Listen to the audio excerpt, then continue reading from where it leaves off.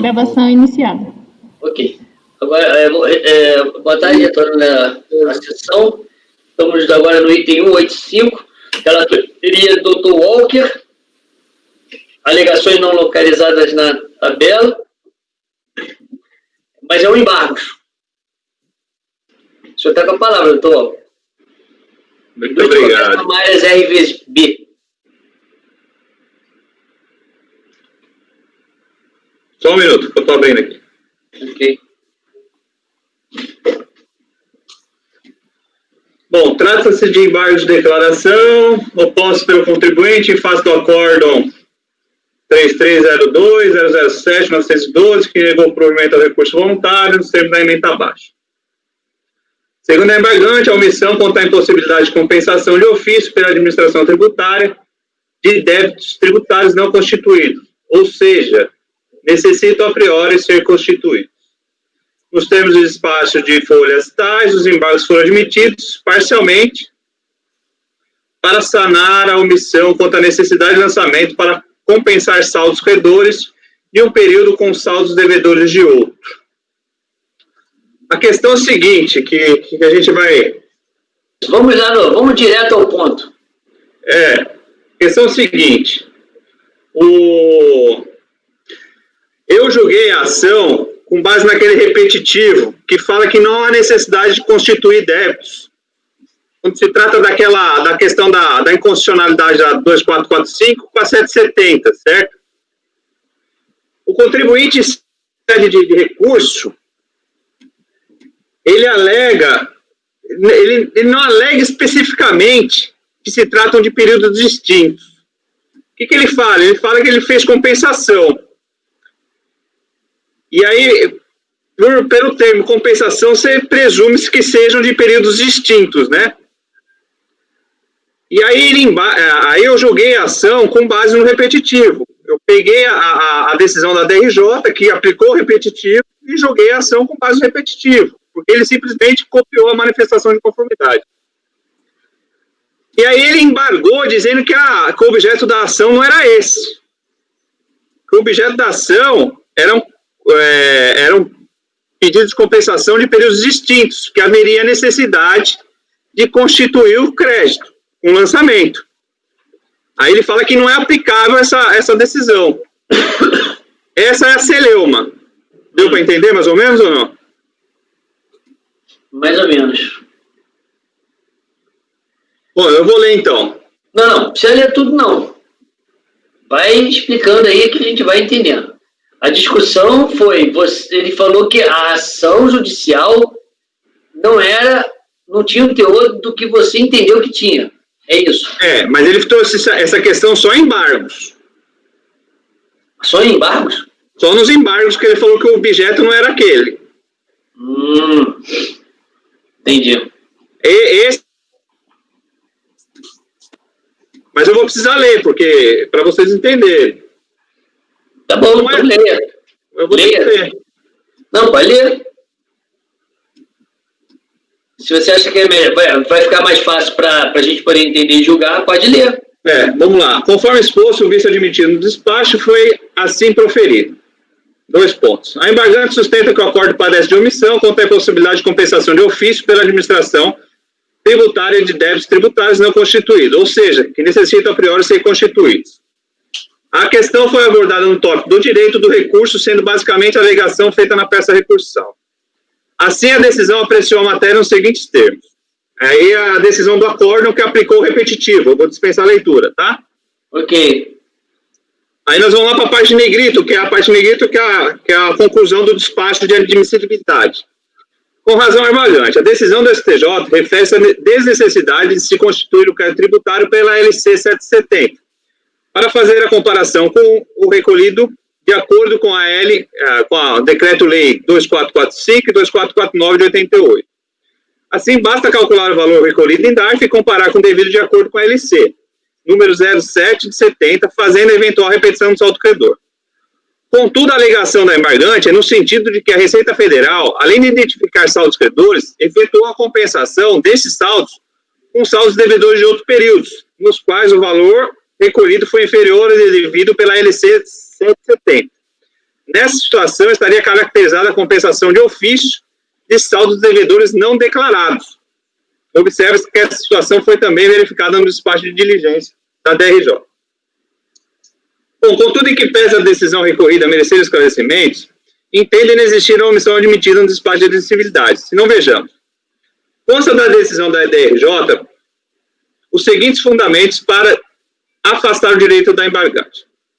Segundo consta dos autos, a sentença proferida pela Justiça Federal tratou da inconstitucionalidade dos decretos 2445 e 2449, da apuração da contribuição PIS, reconhece a exigibilidade do tributo calculado segundo a Lei 770 e dispositivos legais posteriores, excetuados os decretos-leis.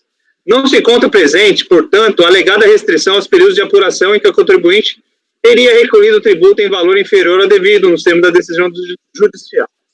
Do exposto, extrai-se que transitou em julgado o comando judicial que reconheceu a existência de direito creditório, relativos aos recolhimentos a maior, com base nos prolatados decretos-leis, ressaltando que o sujeito passivo ficaria sujeito à tributação na forma 770 incondicionalmente.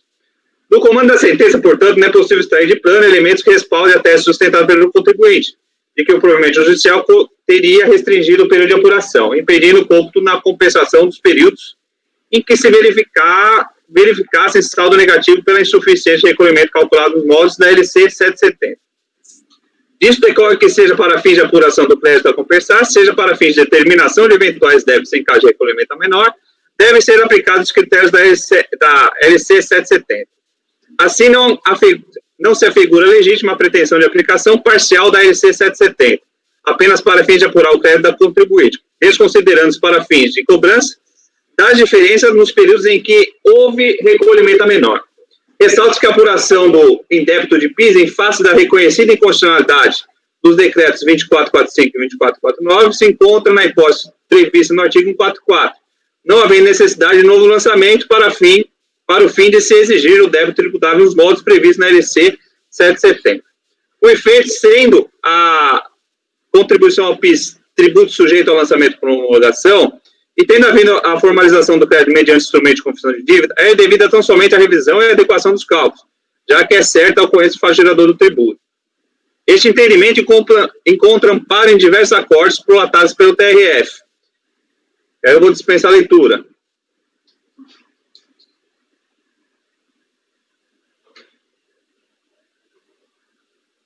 Bom, o caso júdice amolda o disposto no artigo 144, uma vez que a autoridade administrativa procedeu ao lançamento do crédito tributário formalizado.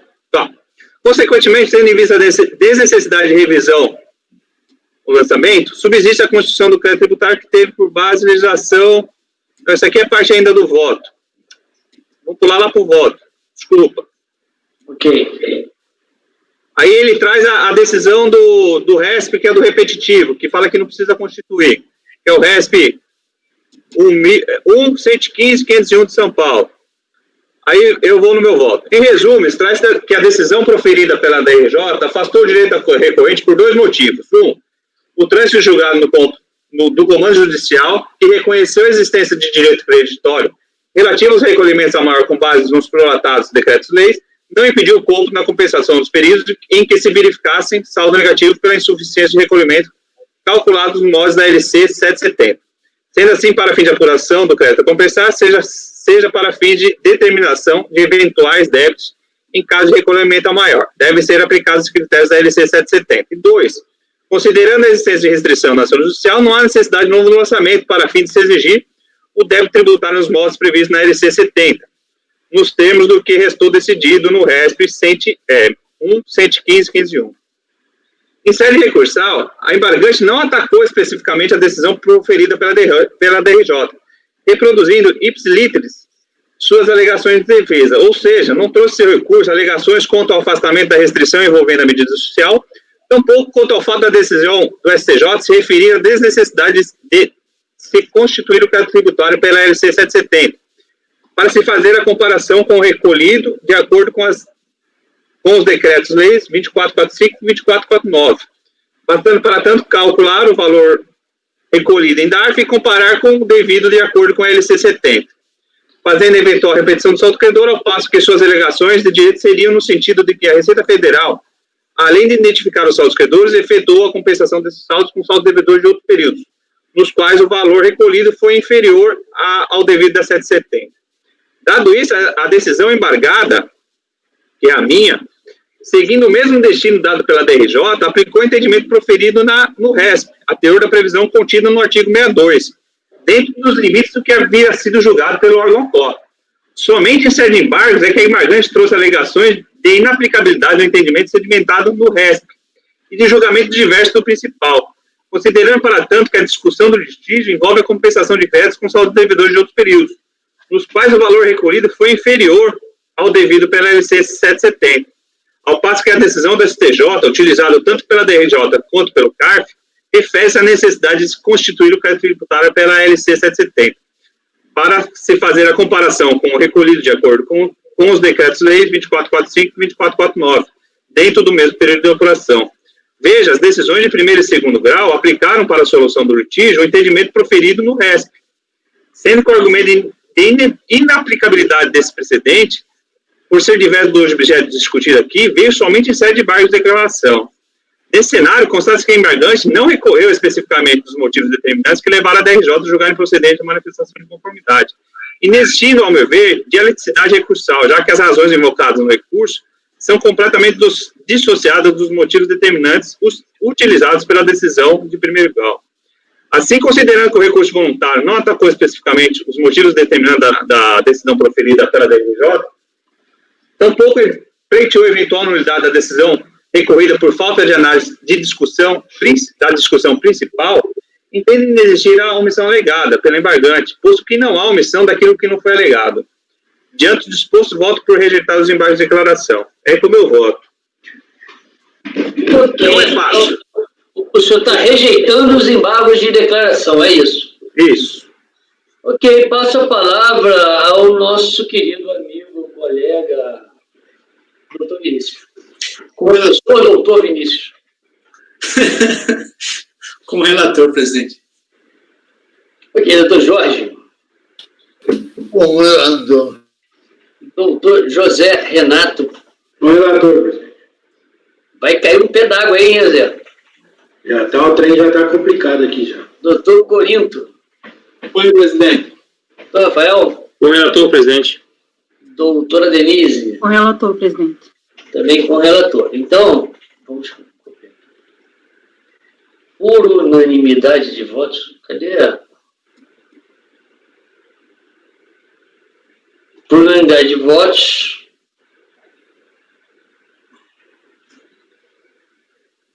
deixa eu ver como é que eu vou escrever isso aqui. Ô Zé Renato, protege o telhado aí, senão vai molhar. Qual é o nome do colegiado? Por unanimidade de votos em não acolher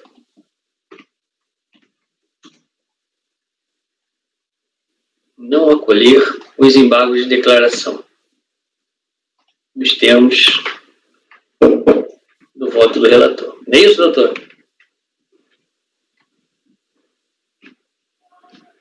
Eu coloquei rejeitar, mas se quiser eu mudo. Não. Em rejeitar, melhor. Em rejeitar... Não. Rejeitar está melhor. Em rejeitar os embargos de declaração. Nós temos o voto do relator.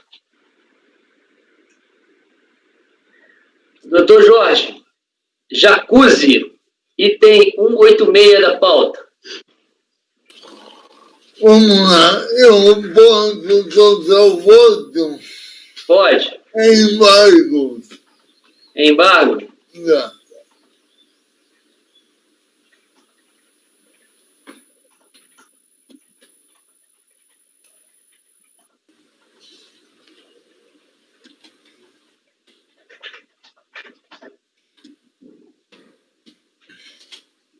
Jacuzzi do Brasil Indústria e Comércio Limitada. Embargo voto. Da admissibilidade do recurso. O recurso é admissível. 2. Documento.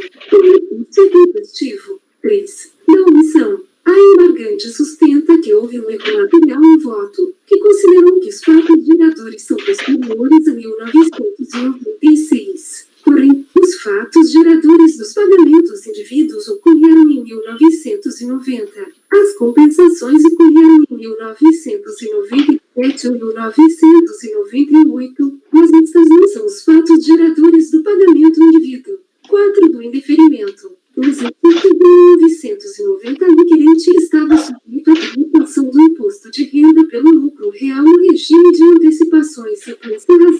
recolheu antecipadamente os seguintes valores de IRPJ e CSLL. Entretanto, na apuração final do exercício, constatou-se que a empresa teve prejuízo fiscal, tornando devidos os valores recolhidos antecipadamente. Nesse contexto, a restituição dos valores se deu através de depósito em conta corrente da requinte com as seguintes características. Com isso, a restituição foi feita em valores que, no entendimento da requerente, não espelhavam de fato a correção monetária sofrida e por essa razão foi proposta uma ação ordinária, cujo objetivo é a aplicação dos índices corretos os valores pagos indevidamente e a restituição, por meio de compensação, da diferença apurada. Nessa ação ordinária foi concedida tutela antecipada para que a compensação se realizasse de imediato e, embasada nessa decisão judicial, a requerente apresentou duas perdicompes. Em 2012, a Receita Federal entendeu por bem lavrar 5 autos de infração relativos a outras compensações, pois havia irregularidades nos créditos. O processo 10.800.003080-2002-28 é o que está em análise. A requerente apresentou tempestivamente impugnações administrativas que foram julgadas parcialmente procedentes pela Delegacia da Receita Federal de Julgamento de Ribeirão Preto, para cancelar as multas de ofício isolada e determinar que a DRF apure o montante do crédito e convalide a compensação, sob condição resolutiva, até o limite do montante apurado, exigindo fim eventual ao saldo devedor. Diante dessa determinação, a DRF fez os cálculos do crédito da requerente. Com esse novo valor calculado, o crédito da requerente seria suficiente para a compensação dos débitos apontados no perdicompede final 7.902, porém, em relação ao perdicompede final 7.055, a extinção das obrigações tributárias seria parcial. Por insuficiência de saldo, recolhe os seguintes débitos.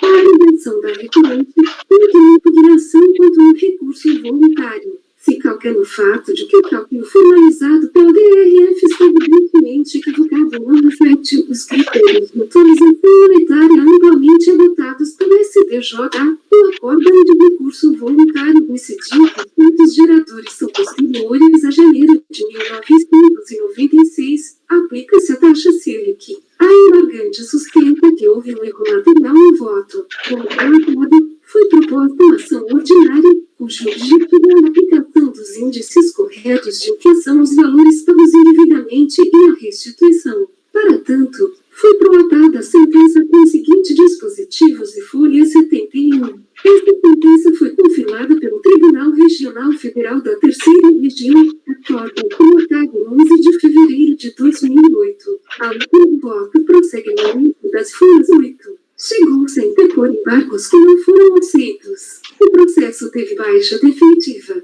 Os índices oficiais, que melhor refletem a inflação do período, foram definidos pelo STJ, que já decidiu sobre a sistemática dos recursos repetitivos. Sob a orientação de que os índices a serem utilizados para a correção dos débitos judiciais serão aqueles constantes na tabela única da Justiça Federal, aprovada pela Resolução 561 do Conselho da Justiça Federal, de 2 de julho de 2007. Conforme demonstram as emendas abaixo dos julgamentos dos recursos especiais, os índices de correção do crédito tributário devem incidir desde o pagamento indivíduo até a efetiva compensação por meio dos perdicompes. Portanto, os valores pagos indevidamente devem ser corrigidos adotando-se os seguintes índices. Sendo assim, acolhe os embargos, com efeitos infringentes, para sanar contradição. E com o voto, Jorge Limado de relator. Doutor Jorge, doutor Vinícius. Com relator. Doutor Walker Araújo. Com relator. Doutor José Renato. Com relator. Doutor Corinto. Relator. Deixa eu só. Posso? Pode? Por favor. Ô Jorge, você está dando parcial provimento ao recurso, não está?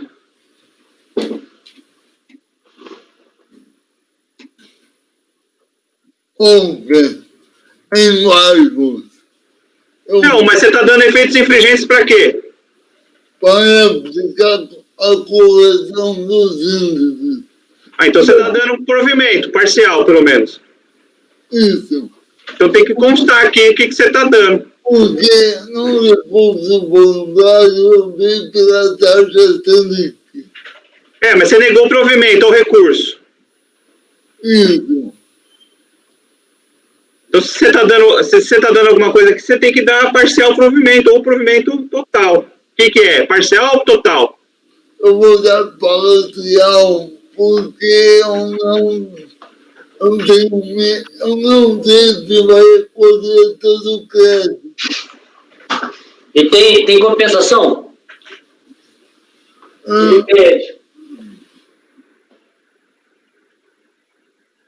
Deixa eu ver, então. É porque eu acho interessante constar lá na parte positiva, porque senão vai ficar só que sanou a contradição, mas sanou para quê? Porque na parte dispositiva tem que estar diferente mesmo. A minha anotação aqui não vai constar isso. Não. Mas lá ele está certo, porque sonou a contradição para... dar provimento parcial. Para imprimir os efeitos infringentes. Não, ele colocou efeitos infringentes, mas para quê? Não, infringentes, aí quando fala infringente, para dar provimento parcial ao recurso, está certíssimo você, doutor Qualquer Haroldo. Ok, eu vou falar de para dar provimento parcial ao recurso voluntário, aplicando a correção dos índices acima expostos. Ok, eu não tenho como saber se vai abranger tudo.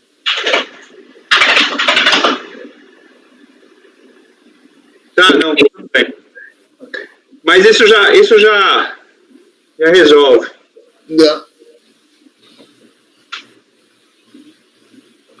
O relator. Ok, então, estava no Corinto. Não, Zé Renato, eu sei que já tivesse votado. Não, acho que passou sim, mas eu voto com o relator. Tá. Corinto. Relator. Rafael. Acompanha. Denise. Com o relator.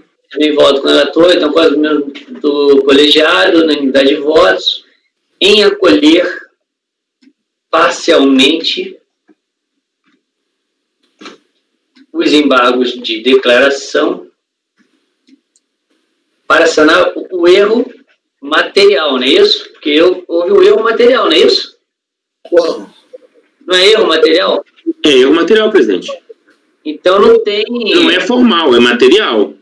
Então não é uma contradição, é?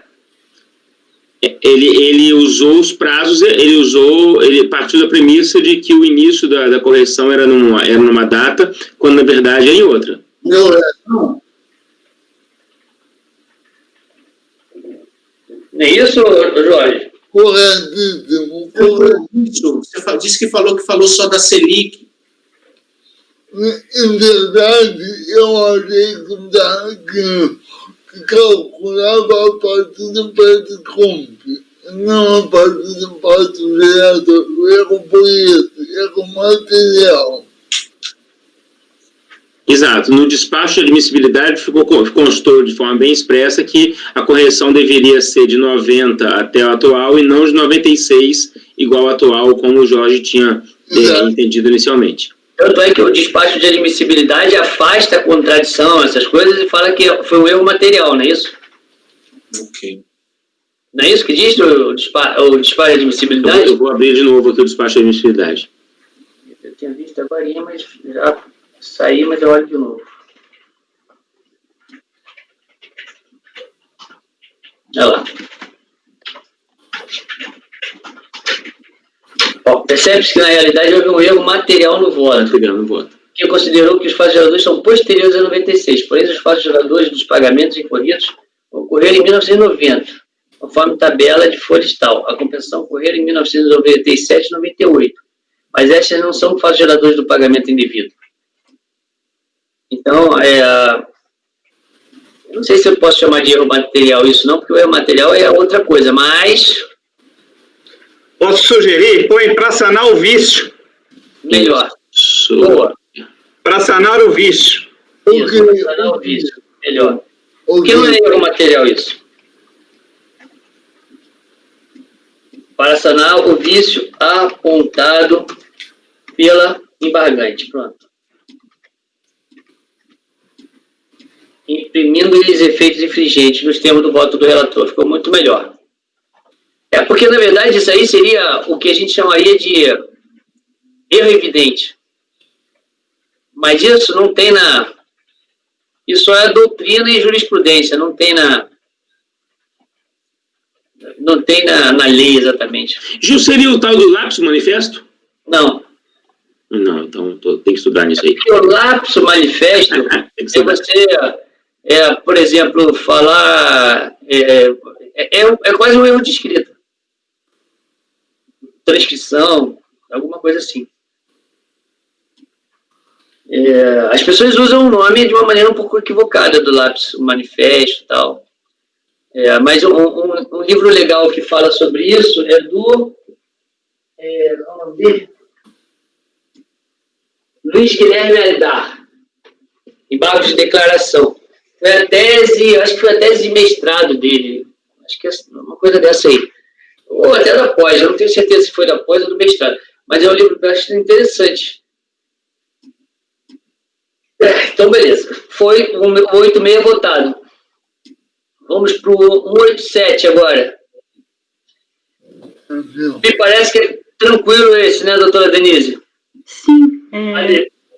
Madeireira Seleme. Isso, é final 2009-00. Exatamente, doutora. Isso aqui é um pedido de ressarcimento e que ocorreu a prescrição quinquenal conforme o artigo 1º do decreto 20.907 de 32. Vou explicar. Suzate é da parte da manhã. Bom, trata-se de manifestação de conformidade apresentada em 8 de dezembro de 2009 contra o despacho decisório que indeferiu um pedido de ressarcimento residual de IPI, transmitido em 21 de novembro de 2008, relativo ao primeiro trimestre de 2003.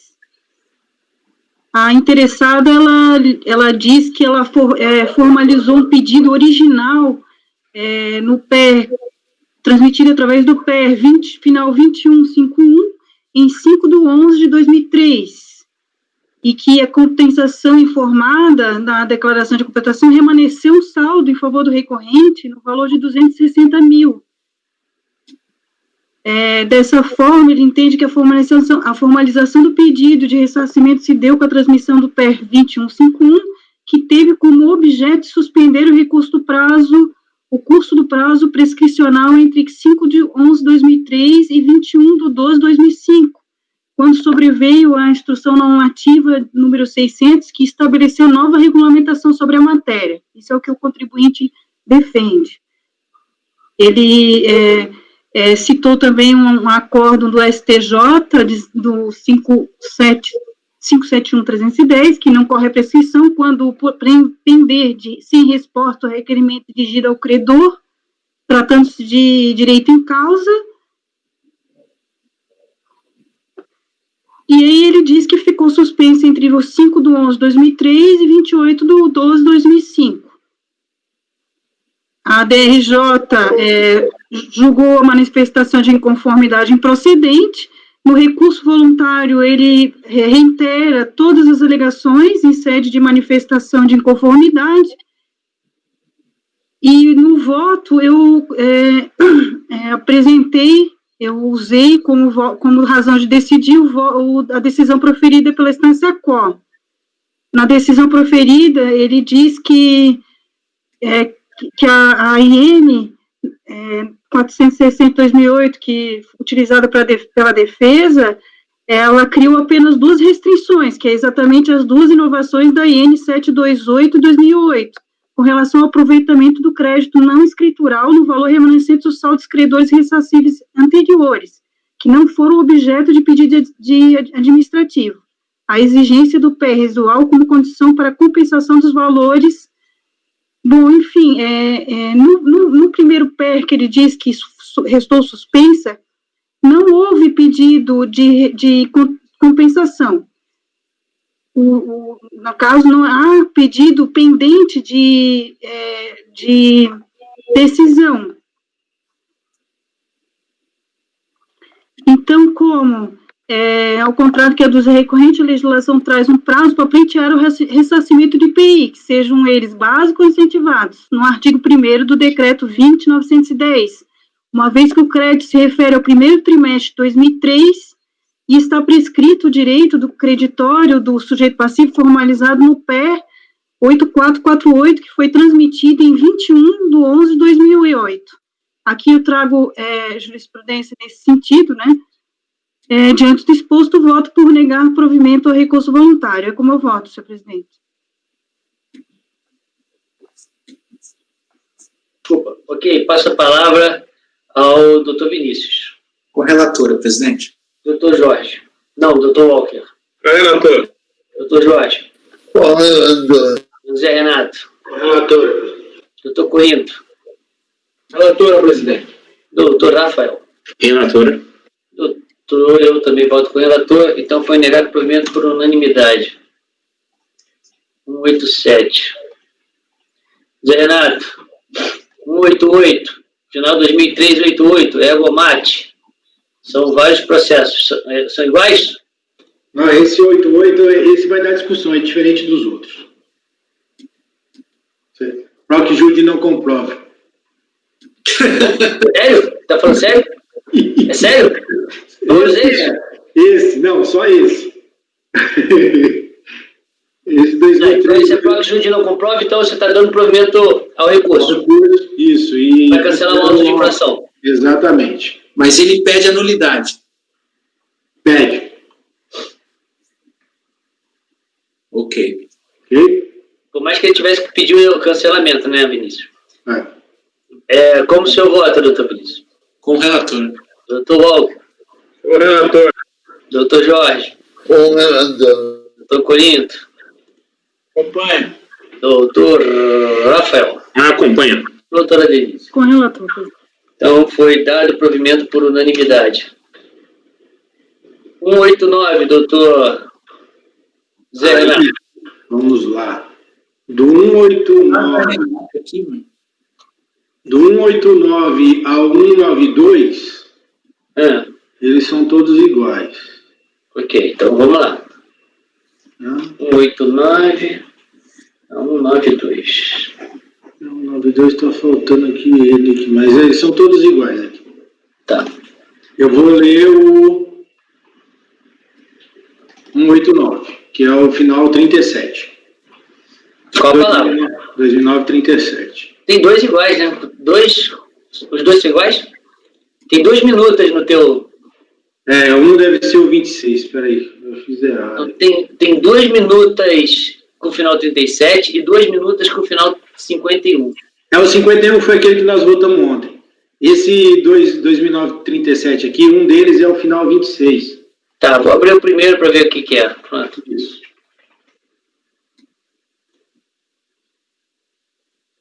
Ressarcimento, estorno de crédito, obrigatoriedade. Esse é o final 37 mesmo. Isso, esse aí. Então, tá com a palavra. Tá. Bom, se tiver como resumir, eu vou direto para o voto. Vou direto para o voto, tá? Então vai. Vamos lá. Conforme exposto, o termo a matéria recursal remanescente diz respeito ao direito de crédito IPI apurado pelo contribuinte relacionados ao DECOMP número tal e ao PER número tal, oriundo de estornos realizados pelo recorrente em sua escrita fiscal. A negativa do crédito ocorreu por inobservância aos critérios definidos no artigo 17 da IN 460, assim preceitua. Aí trago aqui o 17. Ou seja, nos termos do referido preceito legal, condiciona o direito ao pedido de IPI para ser ressarcido ou utilizado para a compensação se houver o estorno no período de apuração em que foi apresentado o pedido/declaração.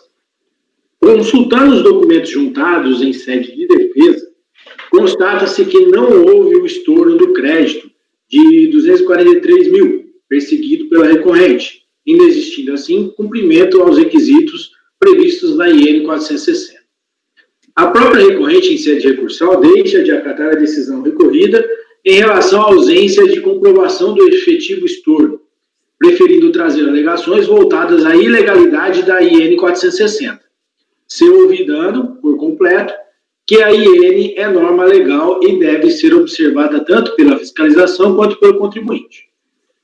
Com efeito, a IN 460, ao definir os critérios para o contribuinte usufruir do crédito, a teor do previsto do artigo 74 da norma 430, não extrapolou os limites da lei ou decreto, cumprindo seu papel meramente administrativo de satisfazer os preceitos contidos nas leis. Da mesma forma, não há ofensa ao princípio da razoabilidade, considerando que a fiscalização obedeceu os ditames previstos na norma sob análise e indeferiu o pedido realizado pela recorrente que deixou de cumpri-los, não se tratando, como pretende o contribuinte, de obrigação secundária descartável e que pode ser superada por outros meios.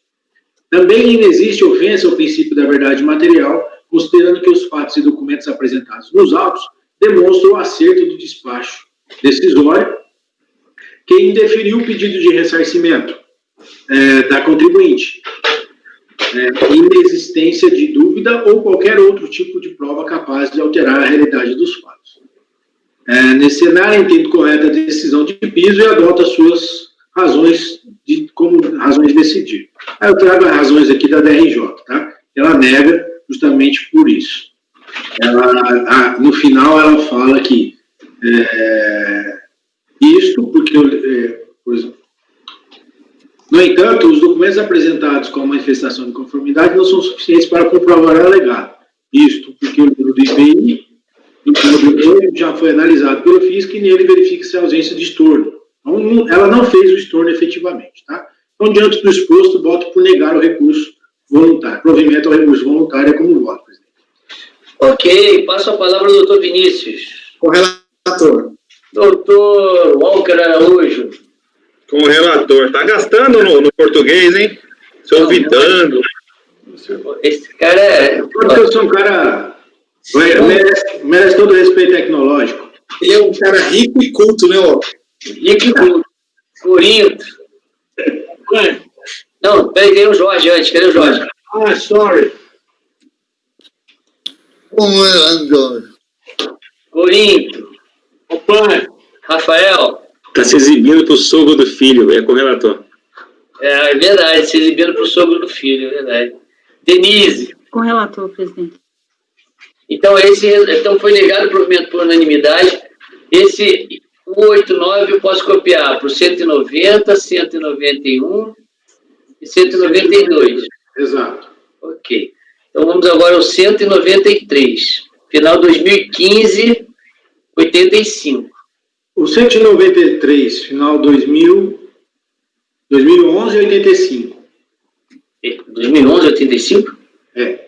Exatamente, desculpa. 2011, 85. Desculpa. 2011, 85 e 2011, 24. Tá? E são iguais? São iguais, e são iguais ao que a gente votou ontem, que era o 2013, 51. Ah, tá. Beleza. Aí aquela questão do trimestre, é isso? Não me lembro mais. Deixa eu pegar aqui, já te falo. Qual foi a questão mesmo? Que é você que guarda tudo de cabeça? Créditos escriturados, créditos utilizados fora do trimestre. Isso, exatamente, esse daí. Tá, aí você está falando que é impossível fazer. Isso. Assim, ó, nos termos da norma regência, traz que do pedido de ressarcimento somente poderá trazer créditos referentes a um único trimestre calendário. Então, ele não fez isso, ele trouxe de outros calendários, de outros trimestres, né? Então, por essa razão, e eu estou afastando também o princípio da razoabilidade, que ele falou lá de novo, e aí voto por negar provimento ao recurso. Ok, passa a palavra ao doutor Vinícius. Com o relator. Doutor Walker. Com o relator. Doutor Jorge. Com relator. Doutor Corinto. Relator. Rafael. Acompanho. Denise. Com relator. Eu também voto com o relator, então foi negado o provimento por unanimidade. 193 e eu copio esse mesmo resultado para o 194. Isso. Uma Perfeito. eficiência assim, exemplar, né, presidente? Vamos falar sério, né? Muito, muito eficiente.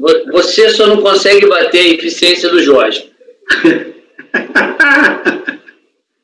O Jorge realmente está acima de qualquer... Não é verdade. Eu agradeço muito, mas não é verdade. Como não, doutor Jorge? Doutor Corinto, Cotia Armazéns, 196. Presidente, esse processo saiu com vistas para o doutor Jorge na reunião passada. A vistoria aduaneira. Ok, então... Mas a nível tá zero. Tá, então vamos lá, doutor Jorge, fale de sua... Mas peraí, então peraí que eu vou ter que ir lá, porque saiu com vista com o Jorge, os outros já voltaram. Eu tenho que... Só um minutinho que eu tenho que pegar o resultado do mês passado. Sim, senhor. Eles falaram que tinham resolvido esse problema, mas não resolveram nada, né? Se alguém quiser algum esclarecimento, eu também estou aqui para isso.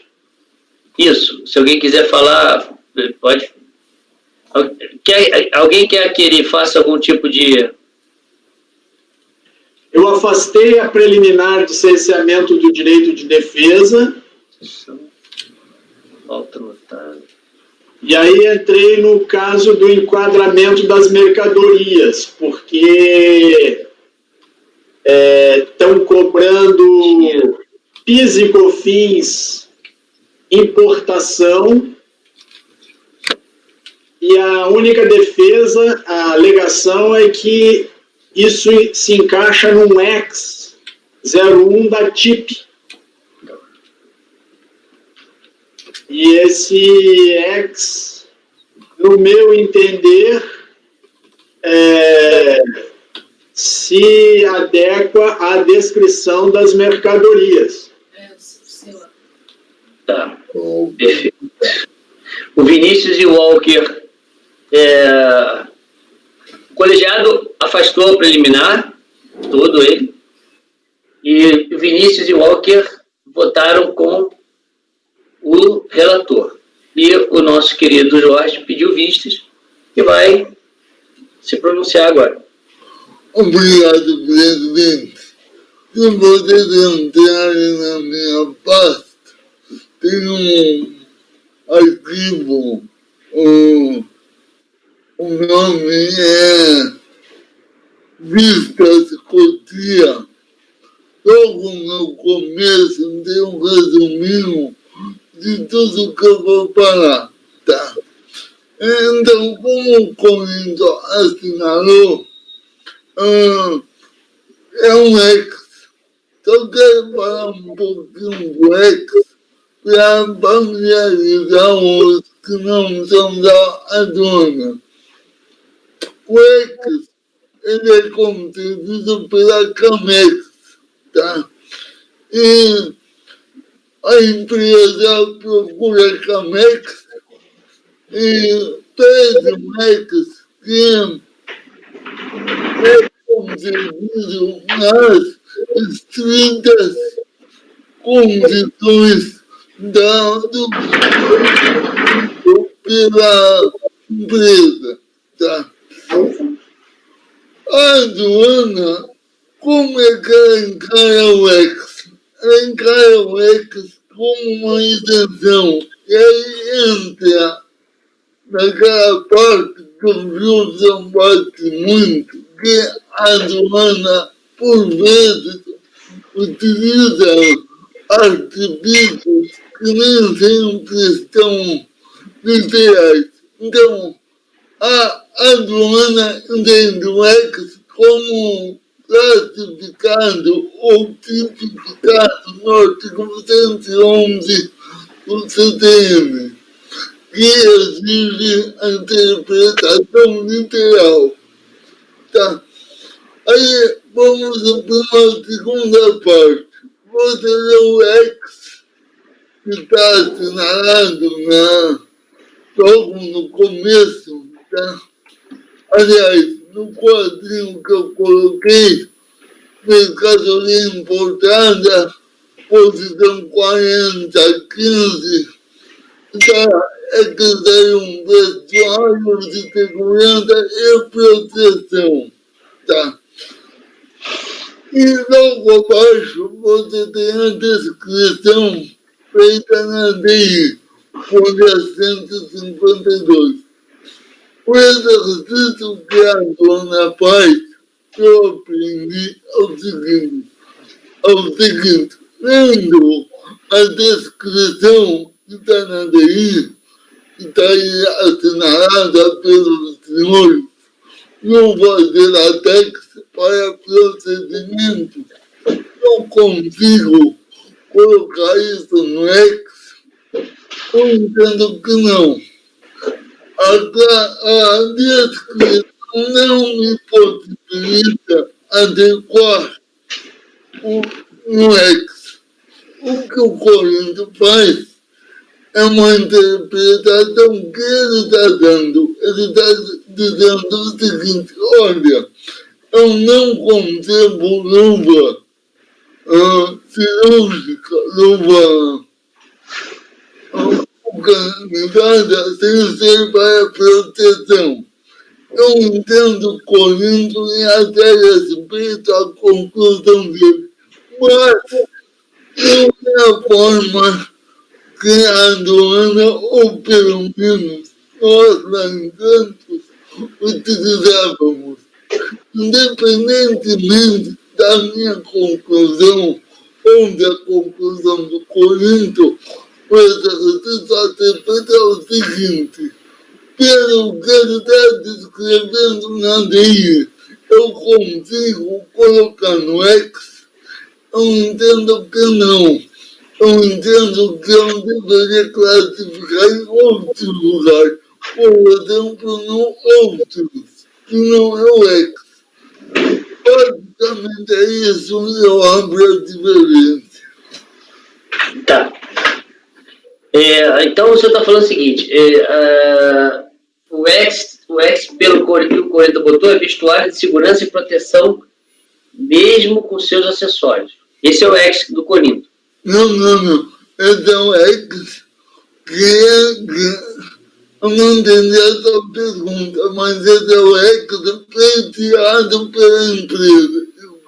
Ah, tá. Esse é o X pleiteado pela empresa. Exatamente. Tá. E o X que o Corinto botou, qual é? Não. É o mesmo X. Esse é o X pleiteado pela empresa. E que foi concedido. Tá. E você coloca ele aonde? Olha, Você colocaria as luvas de proteção? Tem que botar em algum lugar. Se tu não bota no X, em algum lugar tem que ficar. Eu quero saber onde é. Outros? É. Mas outros... Qual? Só no outros. 90.00, é isso? Exatamente. Por que é luvas de proteção? São luvas cirúrgicas, é isso? Que luvas são essas, Corinto? São luvas de látex, de borracha vulcanizada, não endurecida. Bom, esse é o... cadê o... Olha. Luva de látex, está aqui na declaração. Luva de látex para procedimentos, marca Qualitex com talco para uso em área odonto-hospitalar. Então é aquela luva, tipo luva cirúrgica. É uma luva de proteção, é uma luva de... Por que você não enquadraria nisso aí, Jorge? Por que não é de proteção, Jorge? Jorge, eu posso explicar para o pessoal por que você está divergindo de mim? É porque não tem discrepância do enquadramento. O enquadramento seria o mesmo. A NCM não discrepa. O que acontece é que o Jorge para na NCM, ele não vai até o X. Por quê? Porque o X é uma última, vamos dizer assim, um último Uma gaveta. Não diz respeito ao jeitinho. dito, né? O último encaixe para, no caso dessas luvas, se essas luvas forem conferidas essas características de segurança e proteção. Me diga uma coisa, o NCM que vocês estão colocando é onde? O NCM é o 4015-1900. É o quê? 4015-1900. Qual é o título? Vestuário e seus acessórios, incluídas as luvas, mitênis e semelhantes, de borracha vulcanizada não endurecida, para quaisquer usos. Outras. Quer dizer, o que o Jorge está, então, o que está excluindo para o Jorge, o que está excluindo do Hexa é exatamente essa questão da proteção e segurança. Exato. Por quê? Porque ele entende que vai até aí, mas não vai até o Hexa, que fica abaixo disso. Por quê? Porque não está descrito na descrição dessa luva que ela é para proteção e segurança. Não, a estética não é, mas é uma luva de segurança. Essa basicamente é a discrepância. Se na descrição estivesse luva de látex para procedimento, né? Como é que diz exatamente o... Por isso ele usa o segurança e proteção literal. Teria que ter lá. Entendi. Mas aí também faz um outro tipo de literalidade, porque eu posso também ser literalidade. Então, mas eu posso entender que a literalidade também não chega nesse nível de literalidade, enfim. Eu entendo, Jorge. Vinícius, artigo 111 do CTM. Mas eu acho que essa literalidade aí não é isso aí. Não significa que a literalidade no sentido de que tem que ter a descrição com todas as letras. Não, a gente age assim. Entendi, mas assim, eu entendi um conceito equivocado de literalidade, isso aí. Se é uma luva de proteção, ela não precisa literalmente estar escrito nela que ela é de proteção. Para mim, já supriu a literalidade do CTN. Mas, enfim, discussão. Ok, mas vamos lá, que a gente está... Entendemos a divergência. Os senhores mantêm o voto de vocês? Eu mantenho. Walker e o... Tá. Então, Jorge abriu divergência. Deixa eu botar logo aqui a maioria.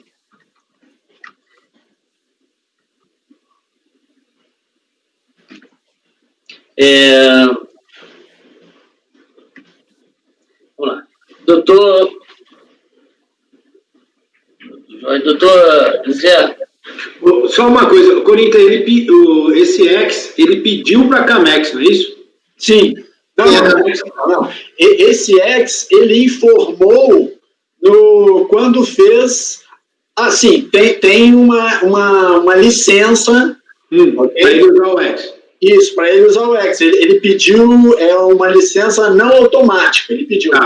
Não, com o relator, presidente. Com o relator? Com o relator. Ok. Tá, então, por enquanto, só o Jorge. Doutor Rafael. Com o relator, presidente. Doutora Denise. Com o relator, presidente. Eu nunca tinha parado para pensar nessa questão da literalidade extensiva, como está dizendo aí o Vinícius. Não porque esse artigo do CTN aí fala assim, interpretação literal. Na verdade, ele quer dizer interpretação restritiva. Você vai pegar muita gente aí que manja pra caramba do CTN, vai te falar isso, que na verdade é uma interpretação restritiva. Restritiva você exigir uma interpretação restritiva é diferente de exigir que nota fiscal da mercadoria esteja escrito exatamente o que o REC está pedindo. Até por isso existe a classificação e análise do Desculpe, não é na nota fiscal, não. Desculpe, é na DI. Tem muita diferença. Nota fiscal é uma coisa, na DI é outra. Tá, e mesmo na DI, não precisa estar exatamente escrito como... Na DI tem que estar exatamente o que você está importando. Correto. E aí você derruba todo o controle aduaneiro que é feito em cima da DI. Não tá derrubando o controle aduaneiro. Ele está dizendo o que ele está importando. Cabe ao auditor simplesmente ver se isso enquadra ou não na classificação que é usada na NCM. Ok, mas vamos lá.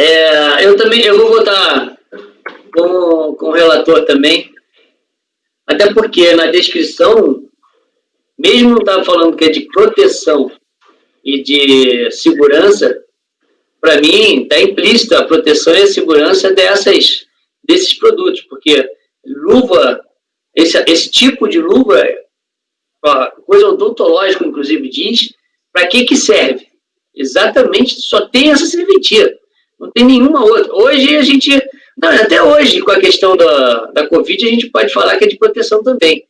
Não sei para quem, se é proteção, porque para mim não protege muita coisa na questão de Covid.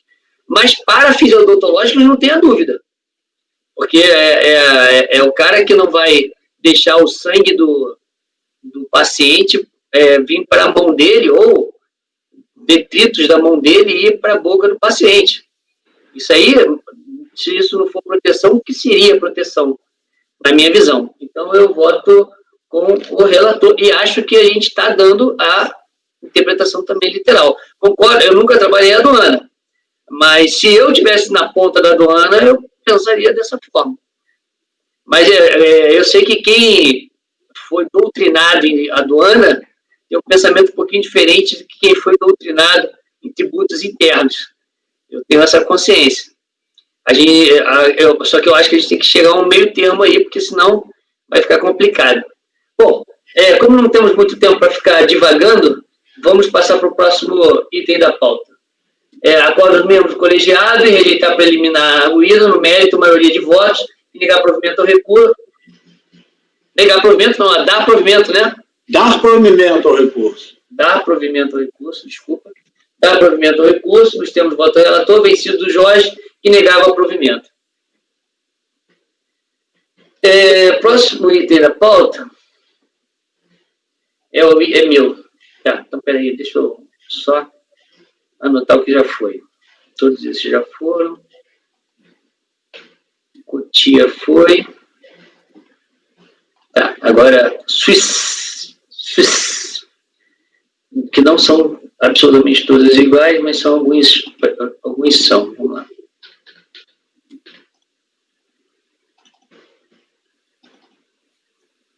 Novembro, minutos. Agora, era 1 minuto, autonotada, tira, fecha. O primeiro Suíça é o 2011-93. 2011-93. Esse 2011-93, bem rápido, é aquela questão da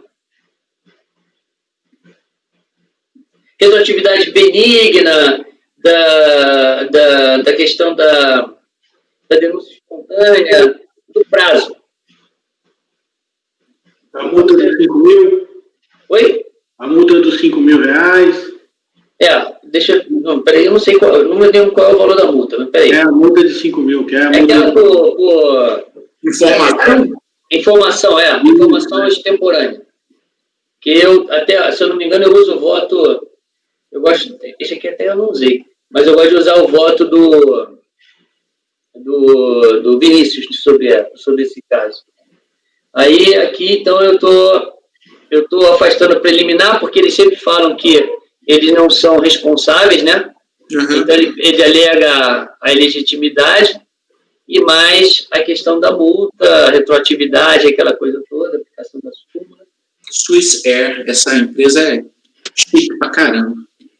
É o quê? É chique, os aviões lindos, o serviço maravilhoso. Essa aí. Rico, só vou nisso aí. Isso eu nem sabia que existia. Eu vou na Passa Medo. Sabe que é Passa Medo? Já viu falar disso aí? Eu vou nessa. Bom, então com isso eu estou afastando a preliminar e negando o provimento, senhores. Com relator. Doutor Walker. O relator. Doutor Jorge. Como anda? Doutor Zé. Com o relator. Doutor Corinto. Acompanho. Rafael. Acompanho, presidente. Corinto, Rafael, Denise. Com o relator. Então, unanimidade de votos, rejeitado preliminar e negado provimento. No mérito. O 2011-48, mesma coisa. Igual. Muda só o data de fato gerador. Então, eu vou copiar o mesmo resultado para não perdermos tempo. Eu adorei Passa Medo. Passa medo?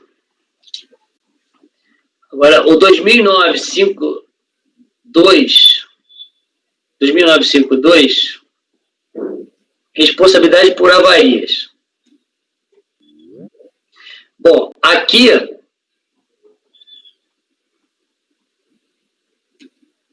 eu vou tentar passar pelo voto. Vou direto para o voto, que eu usei o voto do doutor. Se eu não me engano, esse aqui, o voto é do Jorge. Não parece a mesma coisa? Oi? Parece a mesma coisa do outro? Não, peraí. Não. Responsabilidade depositária. Parece a mesma coisa. Deixa eu ver se é igual. Não, aqui é por avarias. Que é outra coisa. A responsabilidade pelos tributos incidentes sobre mercadoria avariada recairá sobre quem deu causa à avaria. No caso dos autos, é incontrovérsia que o transportador deixou de inserir informações no mantra sobre a natureza da carga e a necessidade de armazenamento em condições especiais, o que ocasionou a avaria constatada. Então, o que aconteceu aqui, se eu não me engano? Deixa eu ver se eu me lembro aqui. Tá. A recorrente busca em seu recurso voluntário o reconhecimento da excludente de responsabilidade prevista na legislação para a transportadora e a consequente responsabilização do depositário, no caso, o Infraero. Então, o que ele fala? Ele fala que, como o depositário era Infraero, e a coisa aconteceu na Infraero, a culpa é da Infraero. Aí, por sua vez, o fiscal fala que não. Que o que aconteceu foi o seguinte, aí eu vou ter que ler aqui uma parte, porque não vai dar para simplesmente resumir.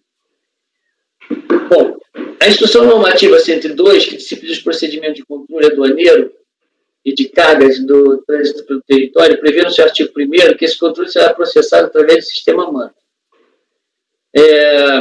Tendo em vista que a carga chegou por via aérea e foi juntada ao processo extrato do sistema MANTRA, isso se faz inicialmente a apreciação desse documento. O extrato de folhas citados aponta que a carga era composta de 15 volumes, chegou no dia 14/9, pesando 232 quilos, sem informação da natureza da carga, no campo NC. O campo NC não foi preenchido. E informação do efetivo armazenamento da carga em temperatura ambiente. Segundo coisa do termo de interdição, emitido pela Anvisa, folha 10, ocasião da conferência física das mercadorias procedidas pela Anvisa, ocorreu 9/10, estou constatado que os volumes foram armazenados desde a data da sua chegada até dia 25/9 de 2008, em temperatura ambiente, em desacordo com o especificado na embalagem do produto, que prescrevia a armazenagem a temperatura entre 2 e 8 graus, fato que inviabilizou sua liberação para o consumo.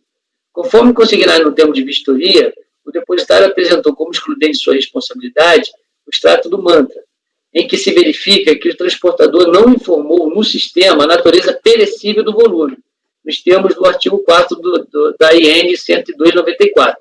Declarou ainda que, pelo fato de não estar visível a indicação dos volumes de carga perecível, não foram solicitados esclarecimento acerca da natureza e temperatura de armazenamento ao transportador. O transportador, do outro lado, não informou por que deixou de informar no mantra a natureza da carga, porém apresentou cópia de um fax que teria sido enviado ao infraero com solicitação de alteração de armazenamento da carga para refrigeração no mesmo dia de chegada. Não foi apresentada comprovação do recebimento do mesmo. Então, ele fala que mandou o fax, mas não tem comprovação que a infraero recebeu. Em resposta, a infraero apresentou um memorando interno em que foi questionado aos setores responsáveis acerca da apresentação de documentos por algum interveniente, não constando de nenhum setor ou ateste de recebimento de qualquer fax. Fax, né? Isso é velho, né, cara? Ninguém mais manda esse negócio. Diante dos elementos de prova acima comentados, não nos parece haver quaisquer dúvida acerca da ocorrência de avaria, bem como sobre a responsabilidade do transportador, haja vista havia deixado de prestar informação no mantra sobre a natureza da carga, o que levou ao seu inadequado armazenamento. Como é observado pela fiscalização no termo de vistoria, os códigos de carga possíveis de ser inseridos no mantra são os seguintes, aí aqui eu cito quais são. Na verdade, aqui eu estou reproduzindo a DRJ, porque ele reproduz os argumentos da DRJ. Na verdade, ele, para variar, não contesta explicitamente. E quando da vistoria aduaneira, constatou o fisco que não haveria indicação visível da natureza agressiva e temperatura do armazenamento dos volumes. Somente ao desempilhar os volumes era possível ver a inscrição superior em cada uma das caixas. Ademais, o artigo 4º do 102 determina como responsabilidade do transportador, previamente à chegada do veículo do transportador, o registro do sistema do tratamento imediato a ser dada a carga no aeroporto de chegada. Aí eu cito, citado o artigo 4º. Vejamos ainda a legislação que regulamenta a matéria, o decreto 6759/2009, que diz que o que importa, a responsabilidade pelo extravio ou pela avaria da mercadoria será de quem lhe deu causa, cabendo ao responsável, assim reconhecido pela autoridade aduaneira, indenizar a fazenda pública. Aí ele diz que o prefeito fiscal é responsável pelo transportador quando houver. Aí aqui diz o depositário é responde por avaria ou por extravio da mercadoria sobre a sua custódia, assim, o danos causados de operação de carga ou descarga realizada por seus prepostos. Presume-se responsabilidade depositária no caso de volumes recebidos sem ressalva ou sem protesto. Aí diz também que as provas podem ser produzidas em qualquer momento. Aí que se exige dos normativos acima transcritos, coloque em evidência, em linhas gerais, que será responsável pela avaria da mercadoria que ele deu causa e cabe ao interessado produzir provas excludentes de sua responsabilidade.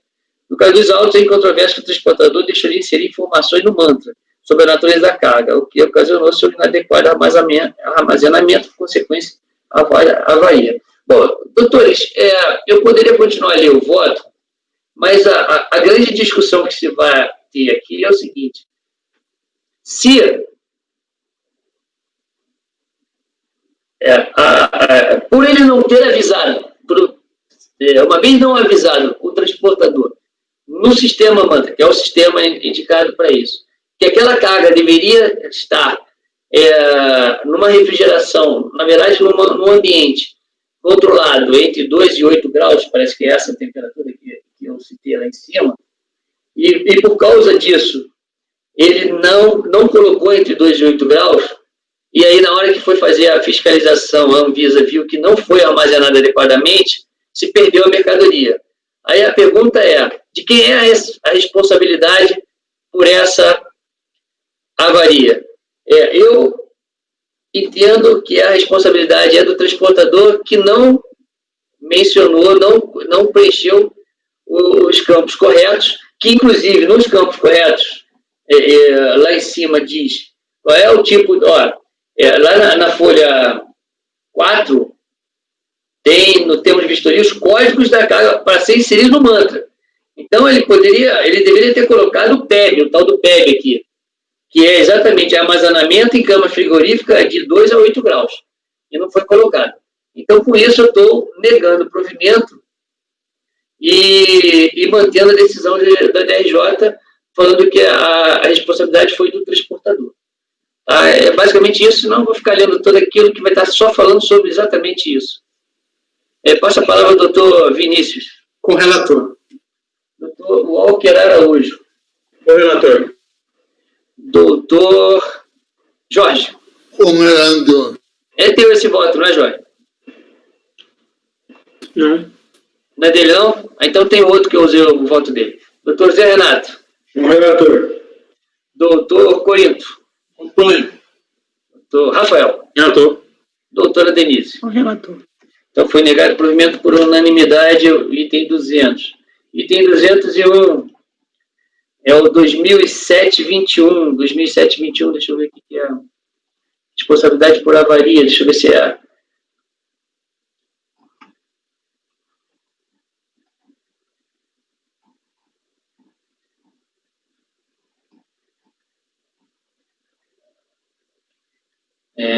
Também é por avaria, mas eu não sei se os motivos são iguais.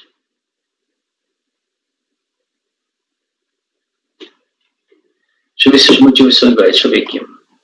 Ver os fatos. Presidente, tem que arrumar esses códigos aí, porque se for para Câmara Superior vai dar problema lá. Por quê? Que código? Tudo como confissão pela entrega de declaração. Ah, tá? E a vistoria. É que eu segui os códigos que eu perguntei ao Dr. Walker. Ah, tá. É esse o Deus, problema. também a temperatura aqui. Eu também tenho temperatura. A culpa sempre é do Walker, né? O que eu posso fazer? Eu segui o que o Walker... Eu liguei pro Walker e falei, Walker, quais são os códigos? Ele, são esses. Eu falei, então beleza. Deixa eu ver. Isso aqui também é temperatura? Deixa eu ver aqui. Eu tô lendo a corda da RJ. Tinha conhecimento da natureza da carga, no entanto... Esse é o Dr. Jorge Lima Budi. Deveriam... olha só, vamos lá. É o mesmo caso.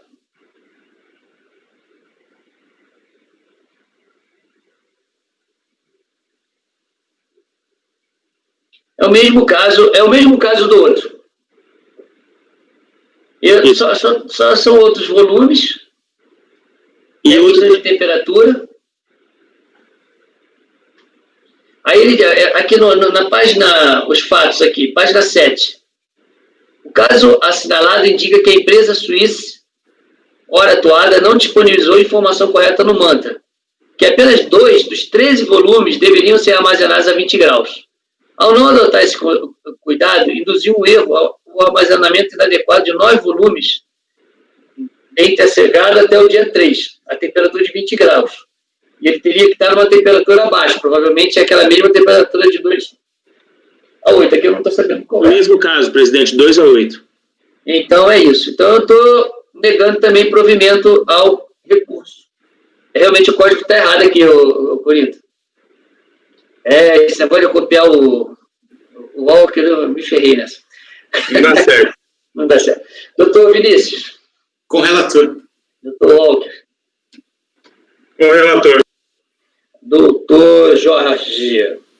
Com relator. Eu estava esperando o senhor ir contra o seu voto da DRJ. Doutor Zé Renato. Com relator. Doutor Corinto. Relator. Rafael. Com relator, presidente. Denise. Com relator. Então, negado provimento por unanimidade.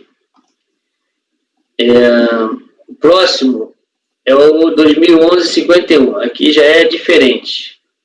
Você vê, né? A gente pega todos esses, crente que vai ser tudo igual, aí é tudo diferente, só para sacanear. Vamos ver aqui, eu acho que eu já posso ir para o voto. Eu vou tentar. Vou lá para o voto, tá, senhores? O recurso é tempestivo e apresenta demais possibilidades de admissibilidade. Esse aqui é o final 2011-51. Esse é o item... É o item 202 da pauta.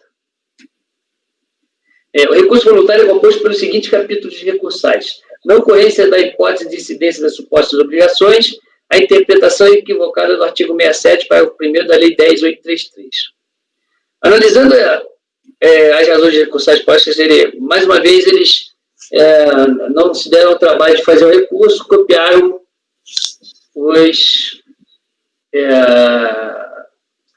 a impugnação. Então, eu copiei a DRJ. A interessada defende que o presidente... Mas só que esse aqui eu copiei, mas eu fiz algumas pesquisas antes com o Luiz Marcelo e com o Interlei. Eu gostaria de falar sobre o tema, porque eu não conhecia muito bem. A interessada defende que o presente alto é nulo pelo fato a carga ter sido devolvida para a Alemanha, portanto, transportada para o Brasil. A cotação utilizada pela autoridade fiscal não obedecia à data do fato gerador, o arbitramento da base de cálculo da mercadoria terem sido efetuados de forma clara, bem como a não há discriminação da metodologia, bem como não há discriminação da metodologia utilizada para a base de cálculo dos tributos.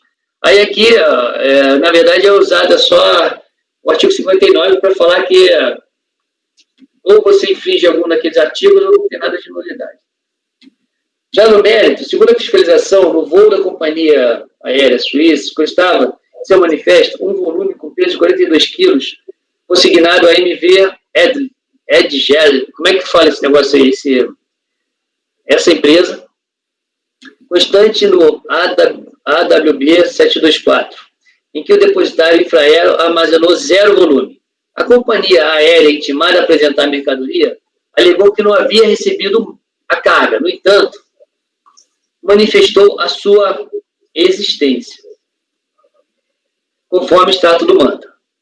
Não há prova nos autos de que a mercadoria foi devolvida para o país de origem e, portanto, considera-se que adentrou o território nacional em perfeitas condições. Portanto, ocorreu o fato gerador da obrigação tributária e, posteriormente, conforme apurado no procedimento de conferência aduaneira, identificou-se o extravio dos produtos importados por culpa da transportadora. A culpa da transportadora está bem caracterizada no termo de conferência aduaneira, pois a interessada aduaneira, culpa, me perdi, só um minutinho. A culpa está bem caracterizada no termo, pois a interessada informou a presença da carga e não a entregou após a requisição da autoridade fiscal, o que deduz-se o extravio dos produtos importados ocorreu previamente ao armazenamento. Como bem mencionado pela fiscalização, a princípio, verificou-se que a carga transportada pela empresa de transporte expresso internacional continha 42 quilos, informado no manta, enquanto que no recebimento da mercadoria, a depositária registrou 0, apontando o não recebimento da carga. Então, veja, foi colocado no manta 42 e depois quem recebeu registrou 0. Cabe observação de que a responsabilidade da custódia das mercadorias é do transportador quando referida circunstância não é informada no momento da armazenagem. Artigo 661, inciso 4 do Decreto 6759 de 2009.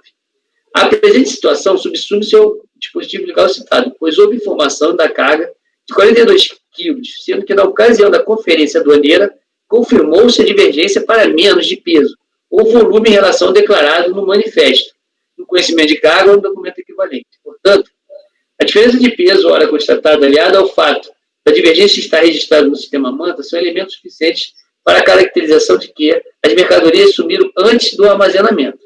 É fato que, apesar de a condição da carga não ter sido informada como extraviada, o extravio, a diferença de peso constatada na conferência aduaneira é fato concreto. A transportadora participou da vistoria aduaneira devidamente notificada, tanto que assinou termo de ciência dos resultados do procedimento fiscal, juntamente com os demais intervenientes, bem como manifestado ressalvas em todas as vias do documento, como relatado pela fiscalização. Portanto, todas as oportunidades de defesa foram lhe conferidas, não se caracterizando nenhum tipo de cerceamento. A Instrução Normativa 102/94, em seu capítulo de controle de carga desembaraçada, destinada a armazenamento, artigo 12, diz que o transportador de carga deverá entregar a carga ao depositário, que a recolherá para armazenamento sob sua custódia. O registro de armazenamento no sistema será processado pela depositária, à vista da carga, ou seja, é obrigação do transportador verificar junto à depositária a carga recebida e informar o estado da mesma. Conclui-se que, não tendo representante legal da transportadora apresentado prova em sua defesa no curso da conferência aduaneira para afastar a presente imputação, responde a empresa transportadora pelo extravio, artigo 660 e 665. Considerando que a responsabilidade pelo extravio da carga independe da existência de dolo ou culpa por parte deste, conclui que é responsável pelo extravio da remessa é a empresa transportadora suíça, devendo recolher aos cofres públicos os créditos tributários lançados no presente ato de infração. Quanto à cotação da taxa de câmbio utilizada pela autoridade fiscal, valor regrado nos termos do 73 do RA, corroborado pelo artigo 23 do 3766, qual considera o fato ocorrido no dia do lançamento do crédito tributário, quando se trata de mercadoria constando um manifesto de outras declarações de efeito equivalente, da hipótese de se apurar extravio no procedimento de auditoria. Aí aqui o artigo 73 diz. Não vou ler o artigo 73 que está aí. Já o arbitramento da base de cálculo possui regulamento específico no artigo 67, que eu aqui reproduzo. Portanto, tanto as alíquotas dos tributos, bem como a sua base de cálculo, obedeceram ao regulamento disposto na lei, levando-se em consideração o valor equivalente à média dos valores por quilograma de todas as mercadorias importadas a título definitivo pela mesma via de transporte internacional, constantes de declarações registradas no semestre anterior, incluindo as despesas de frete e segurança internacionais, acrescidas de 2 vezes o correspondente desvio padrão estatístico, folha 8 e 9 dos autos. O valor adotado é informado pela Coana para o primeiro semestre de 2011, para as importações efetivamente desembaraçadas, ou seja, é 241,99 para a média dos valores por quilograma e 249,79 para o desvio estatístico, obtendo-se um montante arbitrado de 741,57 CIF quilograma. Os cálculos estão todos discriminados na autofação para cada tributo ou contribuição. Pelo exposto, fica mantida a exigência. Bom, eu estou mantendo os autos pelos próprios fundamentos. Aqui, então, eles discutiram a questão do qual seria o dólar, qual seria a data para efetiva, se era a data de constatação da avaria no caso de subir e de quem era a responsabilidade. E eu estou negando o provimento ao recurso, já passo de imediato a palavra ao doutor Vinícius. Com o relator. Walter, doutor Jorge. Não é meu, doutor Jorge, na verdade eu reproduzi o voto da DRJ. Mas me deu trabalho porque eu queria entender o procedimento todo. Então eu tive alguns minutos de telefone com alguns colegas para entender se estava correto mesmo, mas me parece que estava correto. Voto muito bem feito. Doutor Corinto. Não, Zé Renato. Presidente, eu voto como relator. Eu tenho uns votos já desses aqui, da Aerolíneas Argentinas, a BASA. Nem sabia, se soubesse. Eu já tenho. Voto como relator. Ok, doutor Corinto. Acompanho. Rafael. Gil, só uma dúvida aqui, presidente. A questão do semestre anterior, você entrou nesse detalhe? Se vai contar da data da infração ou da data ou da outra data? Eu usei aqui, esse era o problema. Isso, então, isso é um problema, tem uma confusão. Não é problema. Eu perguntei isso para ele. Essa foi a minha dúvida primordial. Mas ele disse que é a data da vistoria, não é isso, não é isso, Jorge? Correto. É sempre a data da vistoria que conta. Sim, eu também entendo que é, mas se eu não me engano, Não, e o voto fala que é a data da vistoria. Eu acho que previsão é diferente, mas eu voto para o relator. Não, eu perguntei aí para os aduaneiros, colegas, e a resposta é sempre assim, que a aduana tem como premissa ter a data da vistoria, a data que você tem o contato com o problema. Né? Não é isso, Jorge? Correto. Isso está no artigo 665 do regulamento. Está no voto do Milton. Está no voto. Mas o voto é com o relator, presidente. Ok, então, e doutora Denise? O relator. Ok, então foi negado o provimento por unanimidade. Vinícius, item 203 da pauta. Unimar agenciamentos. Ok, vamos lá. Isso é um retorno de diligência.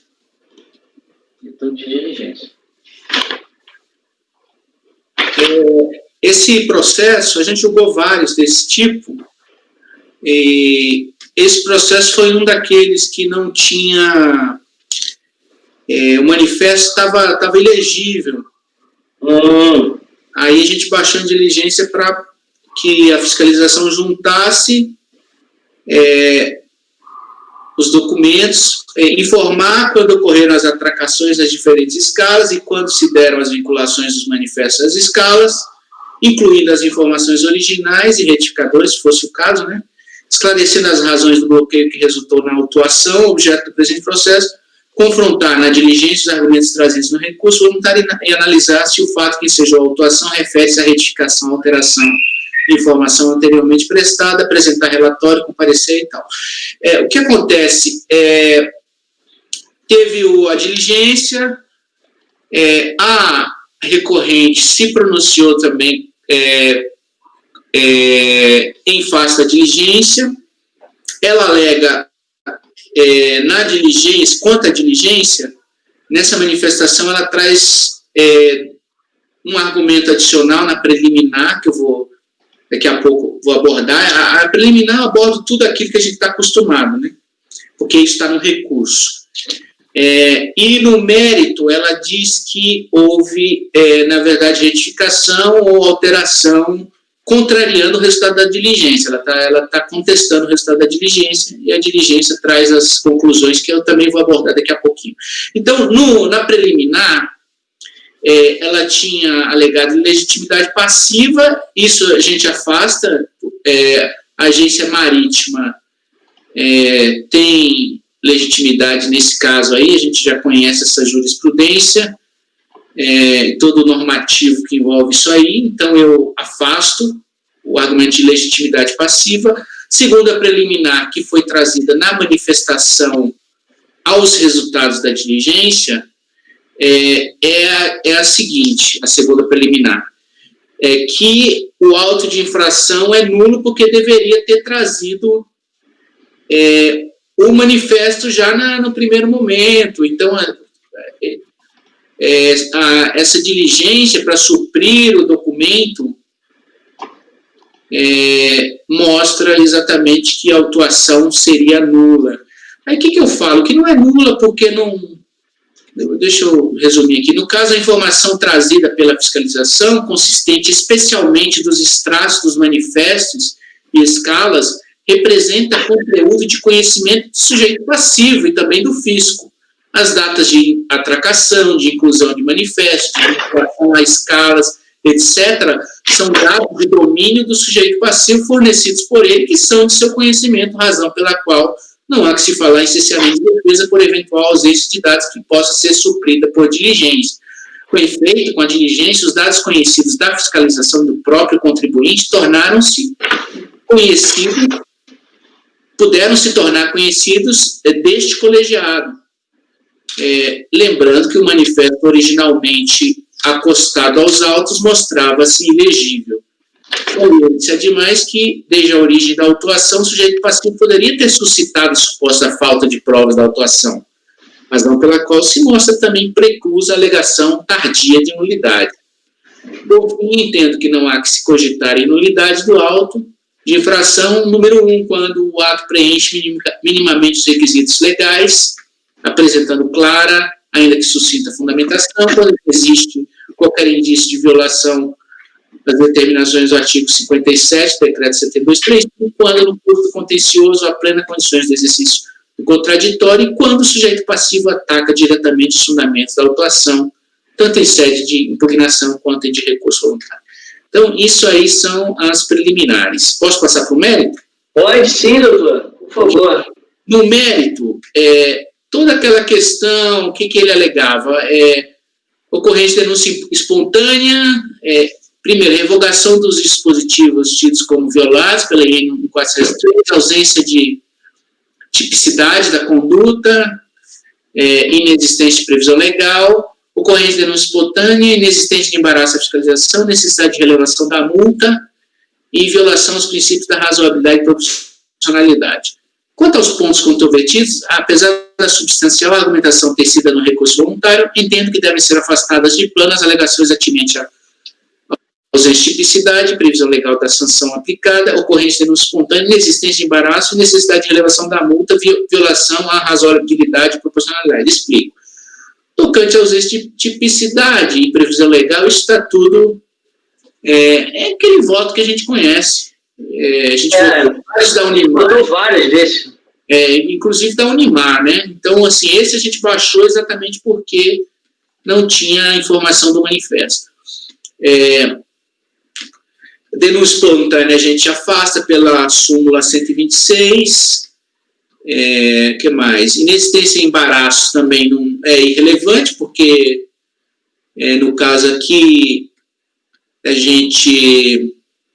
Isso não faz parte da hipótese de incidência, isso tampouco é importante no caso disso aqui, de infração à legislação aduaneira, como a gente já está acostumado a julgar nesses casos. Então, vamos lá.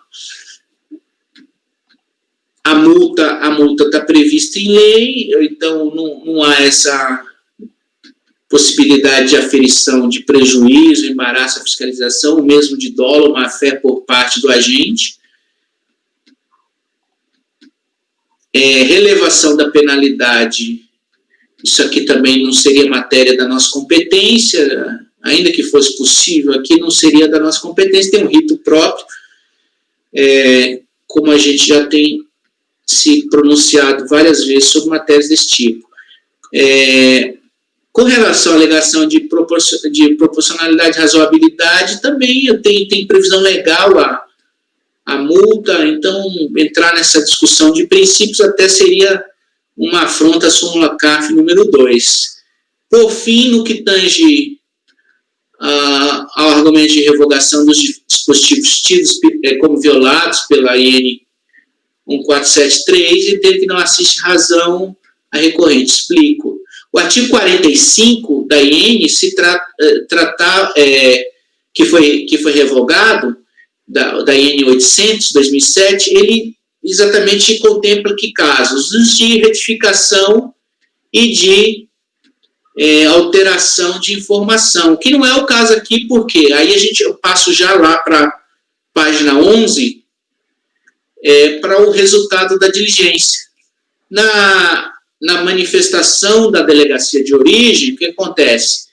Está claro que o manifesto foi vinculado à escala fora do prazo. Foi vinculado aqui já na página 12, eu já trago a síntese da informação fiscal, da leitura dos excessos acima transcritos e da análise dos documentos que acompanham a informação fiscal, 20 folhas tais, observa-se que o sujeito passivo inclui o manifesto eletrônico tal no dia 6 às 13h30, ou seja, de forma extemporânea, porque a atracação do navio no Porto de Santos foi exatamente nesse dia. Então, teria que ser 48 horas. Então, não se trata de alteração ou retificação de informação, mas de inclusão extemporânea de informação quanto ao manifesto, a sua vinculação à escala no Porto de Santos. Então, diante do exposto, volto no sentido de conhecer parcialmente do recurso, na parte conhecida, rejeitar as preliminares e, no mérito, negar provimento ao recurso voluntário. Ok. Doutor Walker Araújo. Com o relator. Doutor Jorge. Com o relator. José Renato. Com o relator. Corinto. Apoio, presidente. Rafael.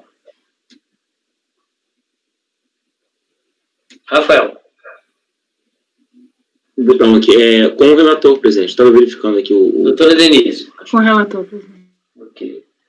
Então, unanimidade não conhecida de parte do recurso, a parte conhecida, unanimidade rejeitar a preliminar, as preliminares, porque é mais de uma, as preliminares arguídas, e no mérito, em negar provimento do recurso. Nós temos...